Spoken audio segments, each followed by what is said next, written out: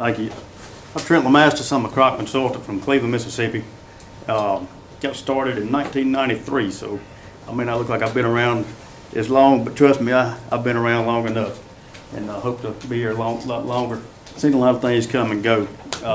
Had to adapt my business over the years. A couple of years ago, I started listening to Jason Creech and his crew giving their presentations on moisture sensors, surge valves, pipe planter, and as I said, as long as I've been in the business, I've seen people irrigate every way you can irrigate a crop. I've seen the best, I've seen the not so good. Everybody's pretty good, but everybody could be more efficient.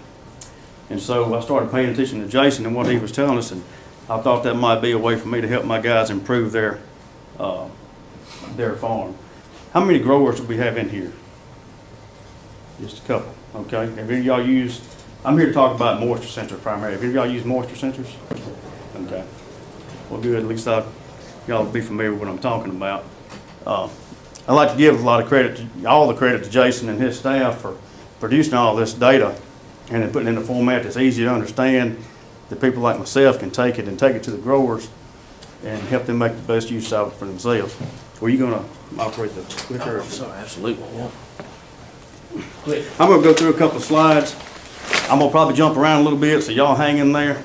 I haven't given a talk in a few years, and maybe y'all will be awake when I get done. Just to give you an example, I use two different types of moisture sensors here. We have the barometer moisture sensor. Most of you probably seen those. There's some displays of those out here in the hallway. We can read these with telemetry, with a radio system, sends information to our cell phones or our laptops, so we can help keep up with them really easy.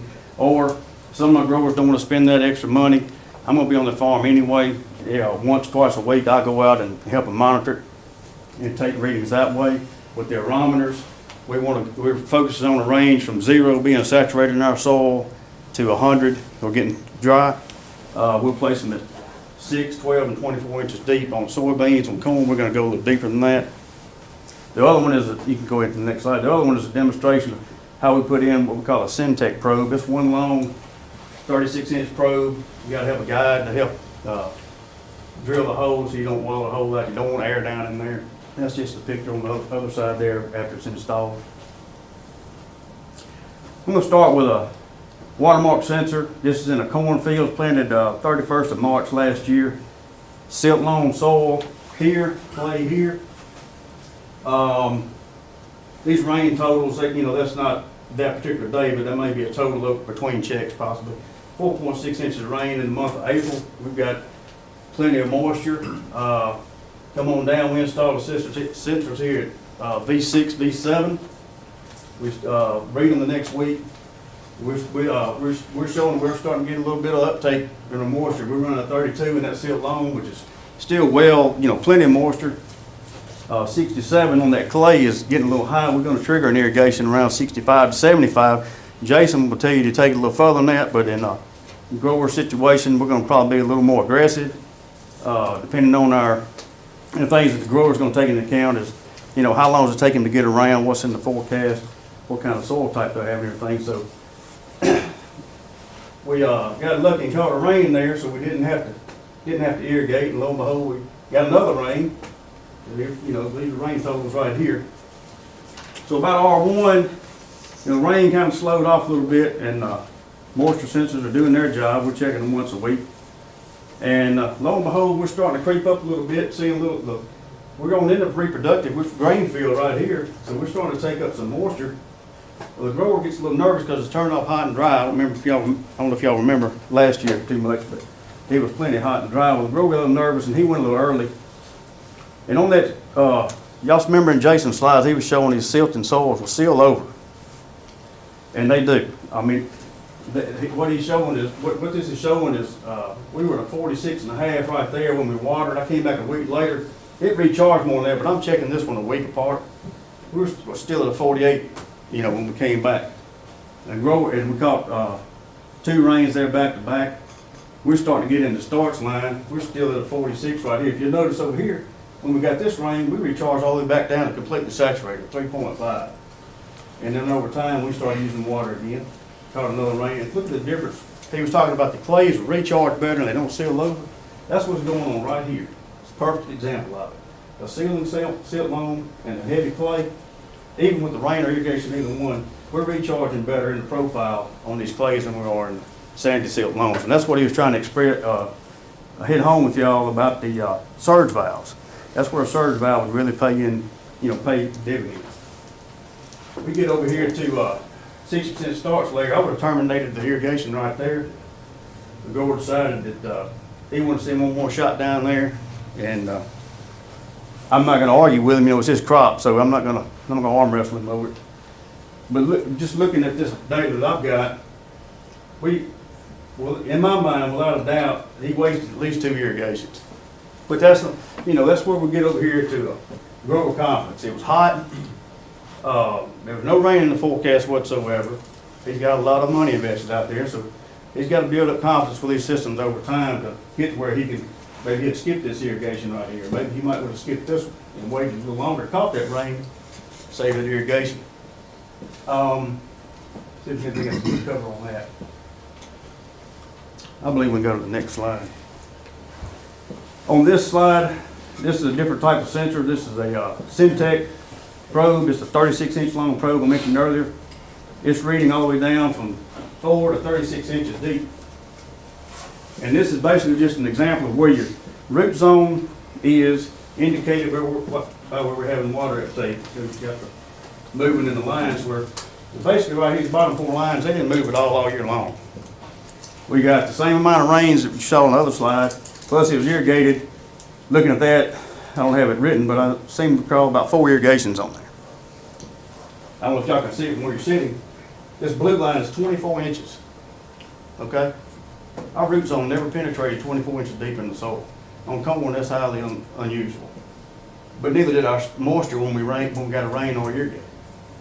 And what this was compacted soil. Fall of 13, the field was landformed.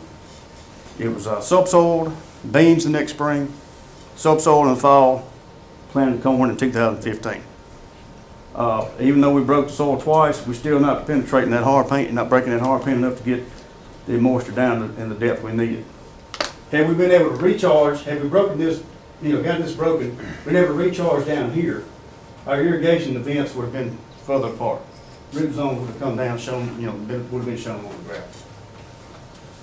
You can go to the next slide. This is kind of an interesting slide. This looks kind of a lot more like normal when people get on a rotation back before we started dealing with these moisture sensors. Here we have a twin row, 38-inch field. Put the sensors between the twins. And the reason I did that, this field has a high degree of slope. It's a sandy land field. I wanted to see if when he irrigated, if the moisture would come to the top of the row. We installed the sensors here, and the grower got up here on this. Remember, if we get to 100, we want to start irrigating here. The grower initiated the irrigation probably about 10 days earlier than I would have done it. I'll let them make the calls. I just, we'll talk about it. I'll try to get an argument with them. But we probably could have carried it about right here, a little closer to where we should have triggered. Probably could have saved that irrigation right there. When we ran that water across that sandy land, it sealed the soil up, started that process. It didn't recharge. And if you look on this right here, this is a 12-inch depth, this red line. The first irrigation, the only thing that charged was 12 inches. It didn't charge 6, it didn't charge 24. So the only water he put in the profile where the sensor was 12 inches deep. So he got anxious, it was hot and dry, he watered again, still, a week out from when he really probably should have. Compounded the problem again. With sealing the soil up. Sorry, I'm having trouble. That's quite all right. Interrupt me anytime you like. And so, y'all, these guys hadn't had a rain since they planted. So, I mean, I can understand he was really nervous about it. And he'd never used a sensor before. And this is only my 2nd year. So, I mean, Jason's expert. I'm just trying to implicate and, apply what he's teaching us. Watered one more time. Still didn't get a really good recharge right here. But along what we call a really nice 2-inch rain, I think 3rd, 4th of July right there. Recharged the whole profile all the way back down to 0. And that carried us, till, I guess they would put us around the 20th, 25th of July before we had to irrigate again. A wasn't real happy. We weren't getting the moisture up in the center of the row after these irrigations, so I did come in and took the sensors out, moved them to the edge of the row. I just gave up on trying to make it reach the center. It just felt like it wasn't going to happen. But as you'll notice, remember earlier we were talking about sealing soils and you don't penetrate the soil profile, the root zone, over time. Well, this is what's happening right here. You look, every time we water right here, we're recharging 6 to 12 inches deep. We're never recharging 24 on this particular soil type. And that's where Jason was saying earlier about the sealing soils. You just don't ever get the water down there like you think you do. This would have been a perfect place to put the surge valve. Go ahead. Don't have a lot on cotton this first year. I've had it in cotton, had the sensor on cotton. This sensor was actually in a cornfield that I showed you earlier with the compaction. And the grower wanted to make more use out of his sensor. We got through the corn and said, hey, let's move it over to that cotton field and just see. Well, by the time we did that, he had just initiated his first irrigation. We just finished his first irrigation that morning. I moved the sensor out there, and I'm not walking in water, but standing there working, water is coming to the surface. You know how we'll do on sandy land sometimes. And I'm thinking, well, this sensor is going to go off the chart when I turn it on. Well, it really didn't. It'll recharge some, but that's where I got my first reading after it was turned on. And this is about the 3rd of August, I guess. On cotton, we'll go all the way to about the 20th, 21st before the grower decides. On this aerometer, on this Syntex, I meant to mention, we're actually taking the amount of moisture in the soil. It's measuring basically inches of moisture in the soil. So it kind of reads just the opposite of the aerometers. The higher number, the more moisture, the lower number, the drier. And so we rocked along here. August, hot and dry, 95, 100 degrees, 110 degree heat index. And the grower says, well, I'm going to water because we're getting so late in August, even though it's not calling for it. I certainly don't want to be watering cotton in September. I would tend to agree with him. So he irrigated. We recharged the profile really well. You see here, where he didn't recharge, when he watered, it didn't recharge, but I think it's 18 inches deep there. But after 2.5 weeks, we recharged the whole profile. So you see all these spikes. The cotton's starting to mature out pretty quick. The water demand for cotton is a lot less than would be on soybeans and corn. In that, if you take corn at R2, R3, or R1, R2, R3, we've got a high demand for water. Well, this cotton was about cutting out about this point right here. So notable white flower 5, we're still trying to fill bowls and set the top crop, but the water demand is not near what it would be for corn or soybeans at this point. And everybody knows about cotton; it can stand drier weather. One thing I want to point out about this chart that it shows, if you install your sensors, remember I said you don't want to have air going down the hole next to the sensor. What's happening here, you see a little delay in the recharge, water soaking in, soaking in, soaking in. All of a sudden, it recharged all the way down really fast. Water must have hit an air pocket and ran down. It doesn't take me just a little bit for it to settle back out and get to start reading normal. But you see, even here, when you think about cotton root, it's really deep. We never took water. We never really took much water out of the profile right here, even toward the end of the bowl fill period. Trying to think back anything else. Anybody have any questions about any of this yet?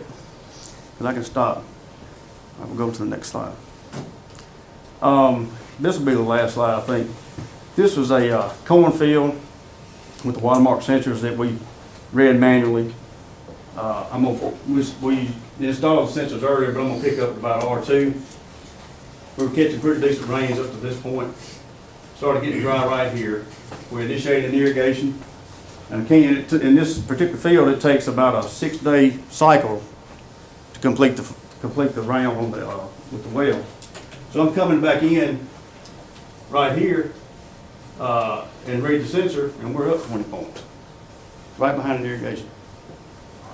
So I called the grower and I said, we need to turn the well right back on. He said, well, we just turned the water off yesterday. I said, I know. I said, this is silt loam, sealing soil, right back to that.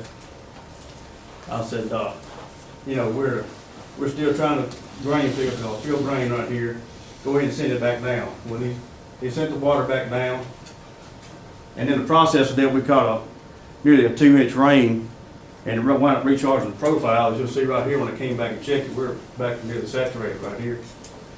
And at that point, we're starting to see a starch line in it, and I told him we're most likely through with the irrigation. Checked it another 2 weeks.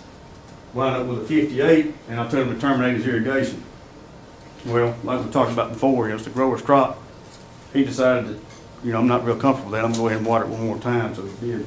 This right here is supposed to be taken out. But one thing I want to point out here, in the early grain field, we look like we're using about 30 points of moisture a week. We're still using about that much right here as we're drying down a little bit, but because we recharged the profile so well, we were able to carry it for 2.5, almost 3 weeks before, well, right at two weeks when he decided to water again at the end, which probably wouldn't really need it anyway. But if you ever get the profile recharged, it's going to carry you more, longer into the season. Well, the longer you go into the season without irrigation, you're saving money by not burning that diesel or running that electricity. So, if you monitor these sensors well and follow the guidelines that Jason set for us and his crew has set for us, you can, possibly miss some irrigation. Back on the soybean slide where I don't know if y'all noticed, we watered that field 9 times. And the reason we watered it 9 times, we never were able to recharge the profile. The name of my topic was to better time of irrigation, with the moisture sensors versus basically setting up on a schedule. That bean slide we were looking at, it was more like a schedule. Every week he was having to water. Where if we'd had a surge valve in there, or maybe we could have used our irrigation pipe like a surge valve, turn it on, turn it off, turn it on, turn it off, recharge the profile, he probably cut out 2 or 3 of those irrigations. So anyway, that's all I've got. If anybody's got any questions. Yes, sir. How's this farmer feel as far as next year being more receptive to following what the sensors say, maybe holding off on irrigations?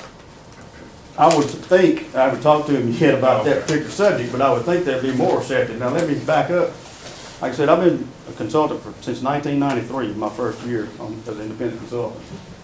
For 20 whatever years that was, never I had worked with anybody that had used any kind of technology to help them manage their irrigation practices of any kind. No moisture sensors, no surge valves, no pipe plant or anything. After listening to Jason talk 2 winters ago, I went out to every one of my growers and offered that as a service, told them why I thought it was important. I serviced about 12 clients. I'm not a great big consultant, but I serviced about 12 clients.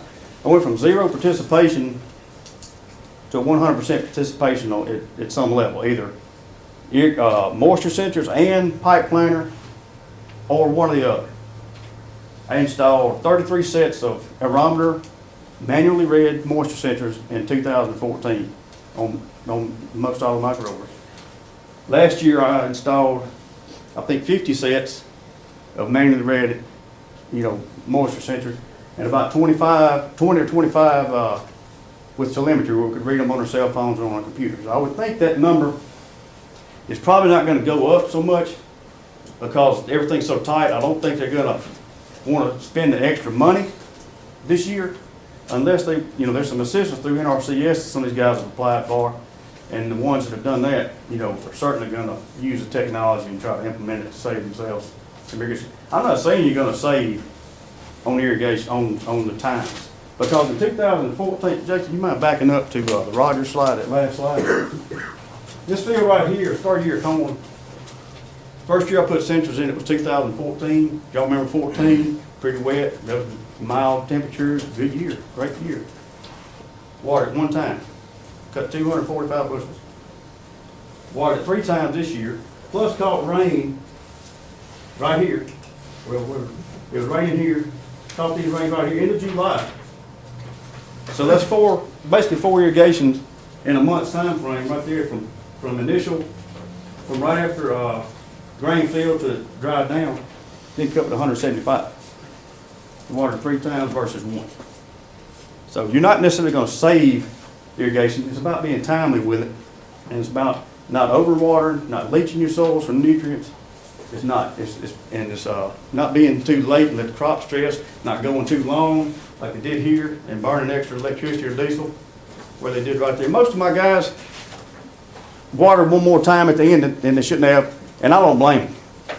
I mean, I know every time I walked out in the field, came back, I was drinking water. Okay? I'm sure they were thinking that crop needs water. But, in most cases, it did not. I would encourage you to, if you're not using them, get one, get two, pick a field, whether it's beans, corn, cotton, whichever. And if you've got a light soil type, maybe it's 150, 200 acres, planted in the same variety, same day or 2 or 3, install it on your farm, you know, learn how to use it. And maybe you don't do everything it's telling you to do this first year till you get some confidence in it. You still got to use common sense. And like Darren Dodds in the presentation before this one about cotton, he was talking about moisture sensors. It's another tool. I mean, how many times we hear that in the last 20 years? It's another tool. The last 10 years, it's another tool. This is a tool that works. This is a tool that's easy to use. It's a tool that makes sense. And it's a tool that has been proven. I don't know how many verification trial studies y'all have done on it. I believe in it. Do I rely on it 100% every time? No. Am my growers going to rely on it 75% of the time? Probably not, unless I'm really prodding them. You know, in 2014, we're getting all this rain in June and on into July. Monday morning, just like you said, what's everybody do? Then we're going to turn them away. Just got through raining Friday, guys. Had a grower call me on this field right here. Called me at 8 o'clock in the morning. He said, I'm thinking about turning on the well behind Mama's. I said, I figured you would. I said, but I'm going to be there at noon, and I'll check it. I'll check the sensor for you. I said, if it doesn't need water, I'll just turn it off for you. He said, okay. We went in and turned it on that morning. 1 o'clock, I come by the power unit, turn it off. And I called him, I said, I just turned your sensor off. You're at about a 30. You're 60 points away or 50 points away from really needing to water this field. And with the temperatures we had, that was another 7 to 10 days out. And I did that countless times in 2014. 2015, they turned the well off. I come check it, you better turn the well back on. I did, it was just the opposite. So you're going to have years where, it's going to save you a lot of irrigation. You have years where you might even water more, just like that soybean field with all those ups and downs on it. It's 9 irrigations. I can't remember having a grower irrigate 9 times very often. And I'll see why. We didn't recharge that profile. And that's the whole difference. Anyway, anything else? Any questions for Jason? Thank you very much.